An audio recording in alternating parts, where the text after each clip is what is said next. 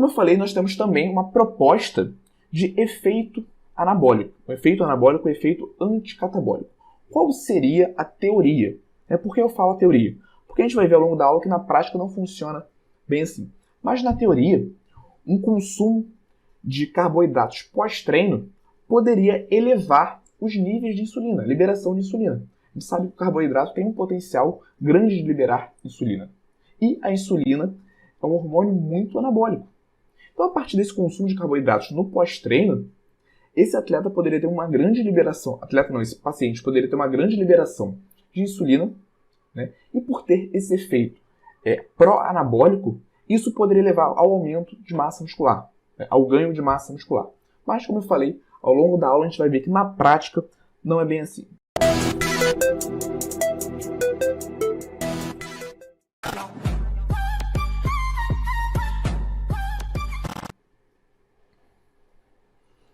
Pensando na ressíntese de glicogênio, vamos começar falando sobre isso. Como eu disse, durante uma atividade física, durante um treino, principalmente os treinos, treino de verdade, um treino mais intenso, ocorre a depleção do glicogênio, tanto hepático quanto o glicogênio muscular. Como um feedback natural do nosso corpo, qual resposta nós temos? O aumento da atividade de uma enzima chamada glicogênio sintase. Essa glicogênio, como o próprio nome já sugere, ela vai aumentar a ressíntese de glicogênio. Então, olha que interessante, quando a gente faz uma atividade física de alta intensidade, quando a gente depleta glicogênio, nosso corpo automaticamente aumenta a atividade da glicogênio sintase. Por que isso é interessante? Porque naquele momento pós-treino, nós temos uma preparação maior do nosso corpo para a metabolização de carboidratos. Então, esse intervalo vai de 2 a 4 horas. Alguns estudos sugerem 4 horas, de 2 até 4 horas. Outros estudos sugerem até 2 horas. Mas é importante saber que tem um momento pós-treino, com esse intervalo de duração, onde nós temos uma maior atividade da glicogênio sintase. Ou seja, se nesse momento nós realizarmos o consumo de carboidratos, essa ressíntese de glicogênio vai ser maior e mais rápida. Certo? Então, se você faz uma atividade física, se seu paciente faz uma atividade física intensa, que depleta glicogênio, e logo depois ele faz o consumo de carboidratos, a grande parte esmagadora desse carboidrato vai ser utilizado para a ressíntese de glicogênio por um desses motivos que eu acabei de falar, que é o aumento da atividade da glicogênio sintase. Então, nesse momento, esse é um dos motivos que levam o nosso corpo a ter uma maior metabolização dos carboidratos, uma metabolização mais eficiente. Esse é o primeiro motivo. Além desse primeiro motivo, que é o aumento da atividade da glicogênio sintase, nós temos esse outro fator. Contextualizando, como que o nosso corpo, como que o nosso músculo absorve a glicose? Através, principalmente, do transportador GLUT4. Então, o transportador GLUT4 vai realizar a absorção da glicose para dentro da célula muscular. Certo?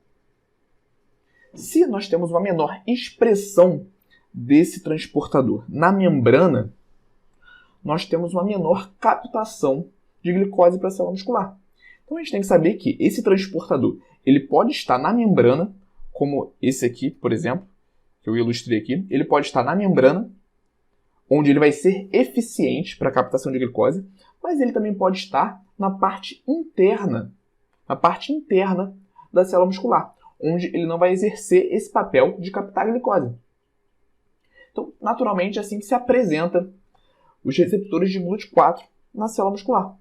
Só que existem alguns fatores que podem aumentar essa translocação do GLUT4 da parte interna da célula muscular para a membrana para realizar a captação da glicose.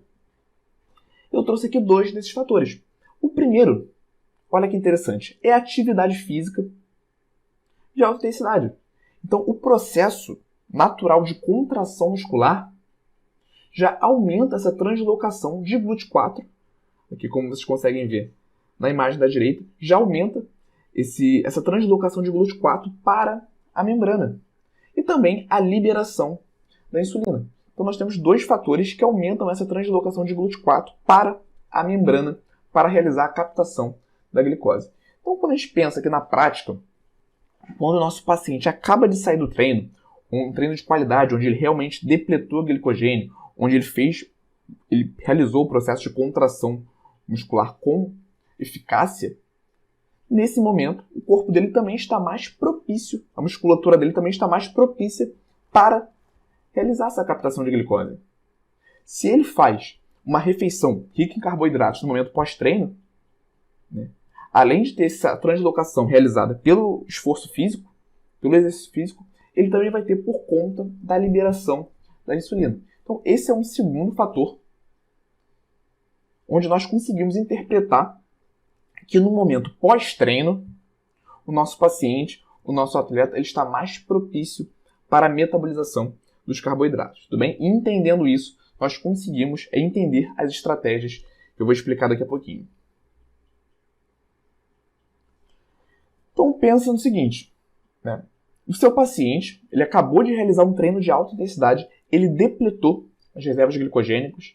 Naquele momento, você já sabe que ele está com um aumento das enzimas relacionadas à ressíntese de glicogênio. Você sabe que ele está com uma maior translocação de GLUT4 para a membrana da célula muscular para captar a glicose. A questão é, uma vez que ele está pronto para receber esse carboidrato, quanto prescrever? Quanto de carboidrato? Pegando aqui esse gancho da liberação de insulina, em relação ao efeito anabólico, né? Que é uma das teorias que eu falei lá no começo da aula.